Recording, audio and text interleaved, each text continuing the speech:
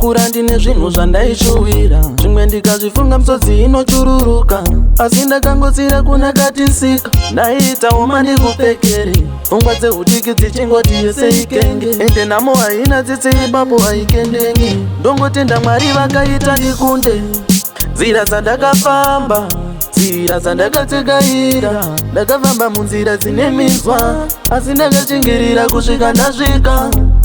Nzira dzandakafamba, nzira dzandakatsekaira, ndakafamba munzira dzine minzwa, asi ndakashingirira kusvika ndasvika. Zvese zvandaiona ive mashura, paibikwa sadza mumunyu tichitoseva, usu chaidzo taipfeka manyatera, zvimwe ndikazvitaura kazvinochemedza. Mwari kwandakabva itai ndisadzokera, zvinondirwadza kuona vamwe vachifara, mumwoyo mangu zvinenge zvichindishungurudza, pandichafara ipapo ndichafarisisa.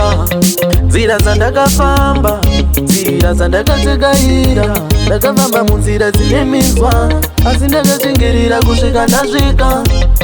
Nzira dzandakafamba, nzira dzandakatsekaira, ndakafamba munzira dzine minzwa, asi ndakashingirira kusvika ndasvika.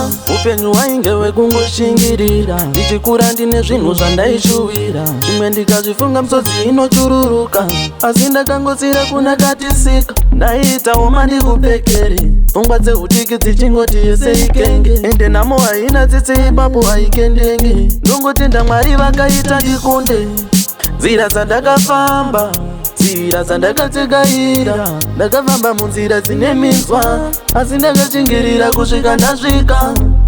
Nzira dzandakafamba, nzira dzandakatsekaira, ndakafamba munzira dzine minzwa, asi ndakashingirira kusvika ndasvika. Nzira dzandakafamba, nzira dzandakatsekaira, ndakafamba munzira dzine minzwa, asi ndakashingirira kusvika ndasvika.